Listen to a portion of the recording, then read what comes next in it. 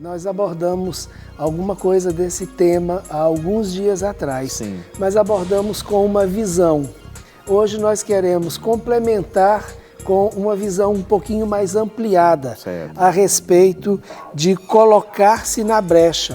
Então esse é o nosso tema, colocar-se na brecha, e nós vamos ver em Isaías capítulo 22, do verso 24 ao 31. E o texto diz o seguinte: Filho do homem, diz-lhe, tu és terra que não está purificada e que não tem chuva no dia da indignação. Conspiração dos seus profetas há no meio dela, como o leão que ruge, que arrebata a presa, assim eles devoram as almas. Tesouros e coisas preciosas tomam, multiplicam as suas viúvas no meio dela.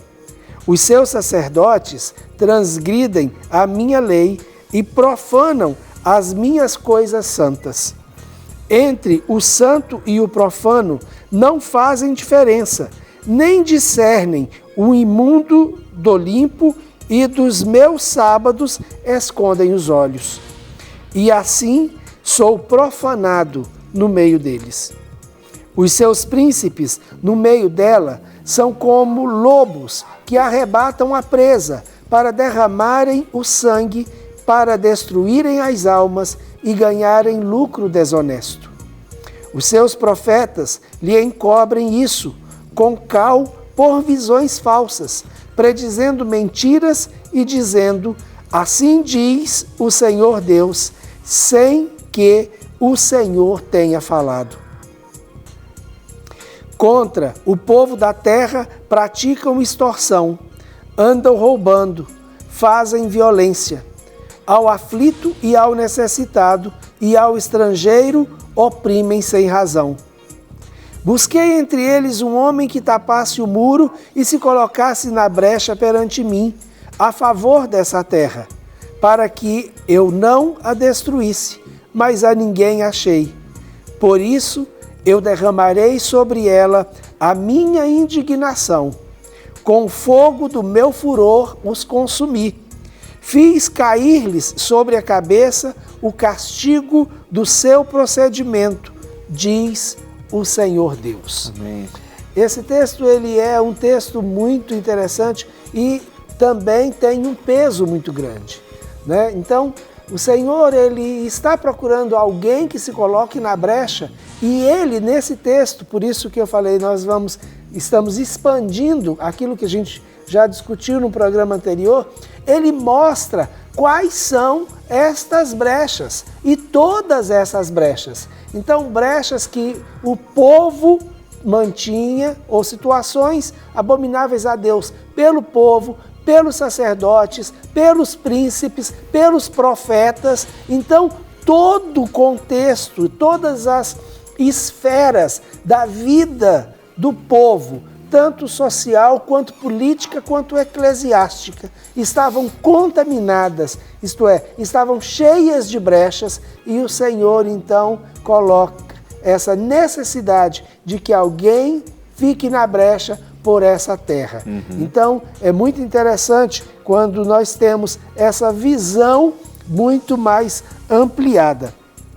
Deus faz um contraste entre uma pessoa medíocre e uma pessoa consagrada por Ele nesse texto de Ezequiel, no capítulo 22. O medíocre oprime e destrói, enquanto aquela pessoa que é consagrada por Ele se coloca na brecha pelo bem da terra e das outras pessoas.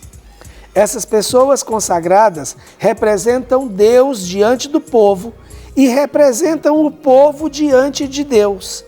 Atuam como intermediários, servindo a Deus e às necessidades das pessoas. Então, é esta pessoa que Deus procura. Aquela pessoa que vai se colocar entre Deus e o povo.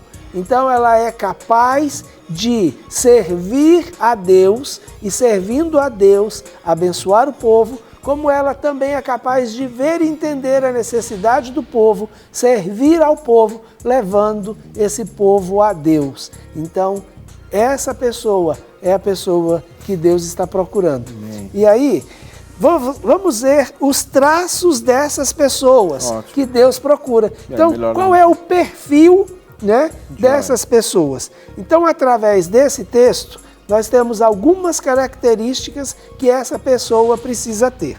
Primeiro, ela precisa ser uma pessoa consagrada, uma pessoa separada para Deus. Separam-se e permanecem comprometidas com o seu chamado. Amém. Essa é a primeira parte. É verdade. Entender que ela tem um chamado e se separar do povo, se separar do exercício, até mesmo de algumas das suas funções, e ali se consagrar ao Senhor.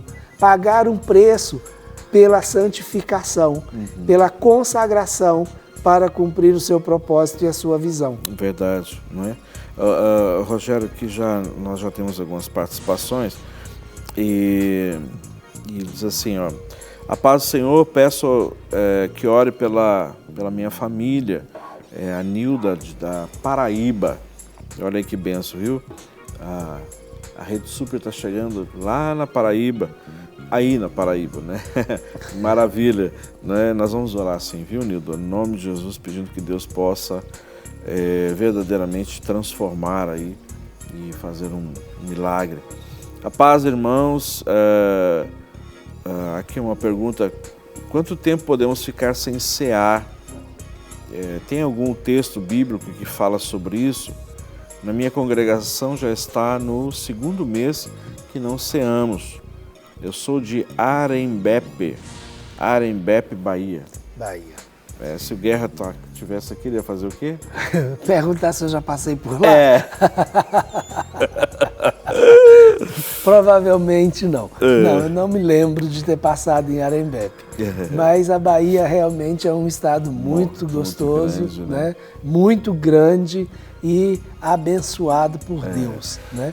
Agora, Rogério, aí há uma coisa bem interessante, porque Deus, ele nos dá uma ordenança para que nós celebrássemos a ceia todas as vezes que nós nos reuníssemos em seu nome, né?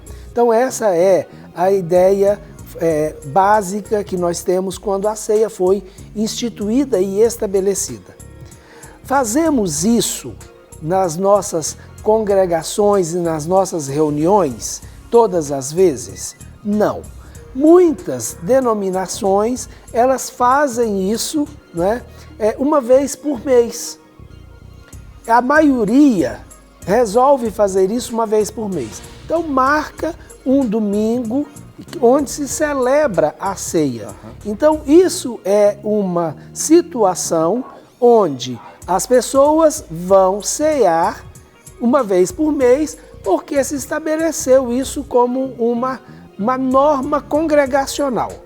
Eu já vivenciei, quando estive no Níger, no norte da África, lá se celebra a ceia todos os domingos. Ou seja, todas as vezes que reúne... Todos os domingos a igreja se reúne, então todos os domingos, né, eles participam da ceia do Senhor. Então não há quanto tempo eu posso ficar sem cear. Isso é muito peculiar de cada congregação, né? Como nós temos, por exemplo, o estabelecimento da ceia dentro do culto católico, que ela é feito todo culto católico, né? Então, todo culto católico que a gente chama de missa, toda a missa há esse momento da comunhão que seria aquilo que faz referência à ceia do Senhor. Então, isso depende de cada congregação, como cada congregação ela estabelece isso, ou como cada liderança deseja fazer isso. Né? Então, isso não há uma regra. Uma regra, exato. Aqui tem uma pergunta, Rogério, que eu acho que vai ser muito, muito boa a gente poder trazer aqui no programa. A pessoa está perguntando assim, ó, qual a diferença de estar na brecha e simplesmente orar? não é? Então, assim, estar na brecha é estar em oração, em intercessão. Qual que é a diferença que a pessoa coloca?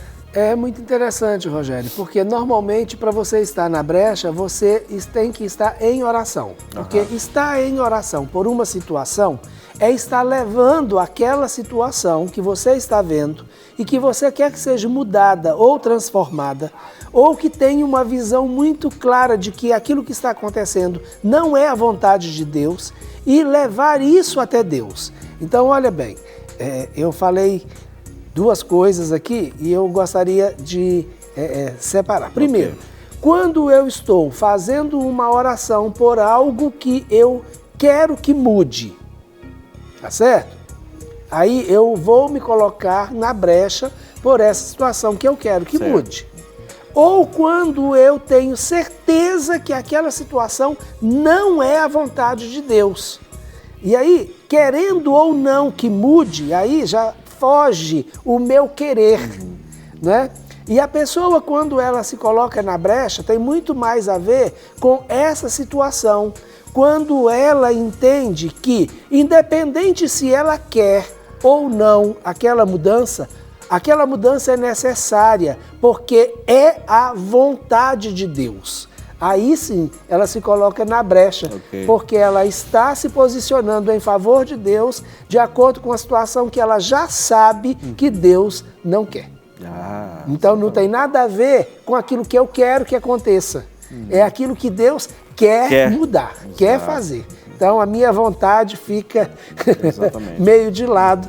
E olha, muitas vezes nós olhamos a situação e a gente até pela nossa justiça própria vira e fala assim: ah não, Deus, desce logo o seu juízo sobre isso. E Deus pode virar para você e falar assim: não, eu quero que você se coloque na brecha por essa situação, porque eu não quero puni-los ainda. Ou não quero puni-los por causa disso, sem que ninguém tenha se colocado na brecha. E o que o texto diz de uma maneira clara, né? Isso é uma coisa interessante, queridos, que vale a gente ressaltar, porque muitas vezes nós no Ministério Clínica da Alma, nos momentos que temos de intercessão, no período, às vezes, do evento, do retiro, por exemplo, Clínica da Alma, nós reunimos enquanto que alguém está ministrando, ou mesmo em alguns momentos, enquanto que as pessoas ainda não estão totalmente reunidas ali para o evento, ou estão ainda nas refeições, então nós temos um tempo à parte, nós reunimos e normalmente o pastor Rogerinho, que está mais à frente nessa área da intercessão, nós consultamos o Senhor para que o que o Senhor quer que nós intercedamos. Sim. Não é? Então a gente pergunta ao Senhor: Senhor, o que o Senhor quer que nós intercedamos? Ou seja, qual é a estratégia? E o Senhor vai conduzindo, não é? E muitas vezes, o que nós estamos fazendo? Nós estamos na brecha por aquele povo que está ali. Não conhecemos as histórias das pessoas, não sabemos a vida particular delas, por que elas decidiram ir participar neste evento, o que as motivou a estar lá, né? Não conhecemos a real situação emocional, espiritual, física das pessoas. Então, nós entramos no momento de buscar o Senhor, e aí Deus vai dando estratégias, entramos em adoração, entramos em glorificar o Senhor, e aí o Senhor começa a nos direcionar para nós, então, orarmos em favor daquelas pessoas, e muitas vezes Deus nos leva a níveis de confrontos espirituais com espíritos demoníacos que atuam ou estão atuando na vida daquelas pessoas, entende? Então, isso é importante, não é? A gente entender que muitas vezes, e aí é uma outra área de intercessão que a gente vai falar mais assim claramente sobre intercessão. O pastor Rogerinho ministra um curso nessa área também, né? Então aguarde aí. Eu acho que você está colocando a bola quicando, né? Só para chutar, né? Ok. Além da consagração, Rogério, nós temos a disciplina e a abnegação. A pessoa ela precisa ser disciplinada, isto é, fazer o que é certo, mesmo quando o que é certo é desafiador ou difícil. E a abnegação, Levar uma vida abnegada, dedicada ao bem das outras pessoas. É aquela visão de negar a si mesmo. Sim. Não é? Colocar as necessidades dos outros em alguns momentos acima das nossas próprias necessidades. A abnegação. Colocar o interesse do outro, a necessidade do outro, acima dos nossos próprios interesses. E realmente a disciplina. Porque muitas vezes a disciplina vai nos levar a outras situações que nós temos aqui, que é a questão da persistência. E aí essa persistência nos vai conduzir a uma situação de vitória. Né? Ok. Temos outras participações.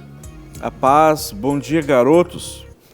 Obrigado pelo garotos, viu? DDD 34. Um dia eu me encontrei com um caminhão caçamba. Eu procurava despejar na cruz.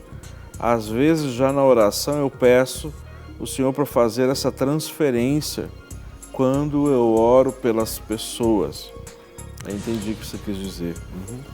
E é isso mesmo. É isso mesmo. Então, muitas vezes é como se você estivesse carregando, se você fosse um caminhão carregando um punhado de outros, né? Mas transfira isso para o Senhor. Né? Isso é importante.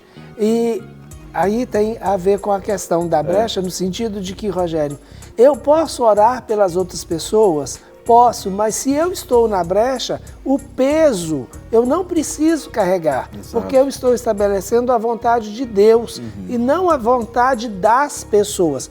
E é muito interessante, uma outra coisa que vale a pena a gente considerar, porque muitas vezes as pessoas vêm e nos pedem para orar por elas. Na realidade, elas estão querendo, não que a gente se coloque na brecha por elas, mas que a gente faça aquilo que ela não quer fazer, não é? É o que popularmente a gente chama de crente 6 horas.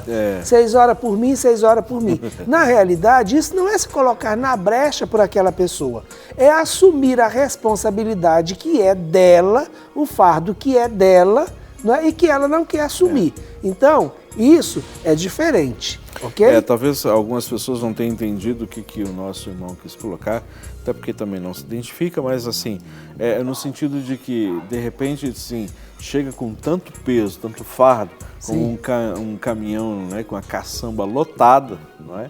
E aí vai interceder por uma pessoa, como o pastor Rogerinho falou, e aí muitas vezes tem pessoas assim, puxa vida, mas eu não tenho condições de orar para essa pessoa, eu estou precisando que ore por mim, né? Mas nós podemos lançar todo esse fardo, esse peso, esse lixo, essa caçamba cheia na cruz, é o lugar, né? Lá é o lugar, não é? De nós lançarmos tudo isso, né? Para que então, no momento que nós estivermos orando, intercedendo para alguém, se colocando na brecha, então você pode fazê-lo isso, não é? Ou seja, as duas coisas, libera todo o peso, todo o fardo e entra na brecha. Não é? Ok. Duas outras características, dois traços dessa pessoa, é que ela precisa ser uma pessoa de visão, isto é, veem o que Deus vê e vivem do poder de seu potencial. Então, essa visão é uma visão que precisa estar conectada, né? Lembrando agora do Guerra, que ele costuma brincar comigo por causa dessa palavra, mas conectar, né? É uma visão onde eu vou conectar aquilo que Deus está vendo. Isso. Né? Então eu tenho que estar vendo o que Deus vê, mas eu também preciso ver aquilo que está dentro de mim. Então essa visão, ela precisa ser uma visão dupla. Ver a minha própria vida e ver aquilo que Deus está vendo, porque para se colocar na brecha, isso é importante. Para receber todas as novidades do canal, inscreva-se e se curtir o vídeo, clique em gostei. Aproveite para acompanhar a Rede Super nas redes sociais.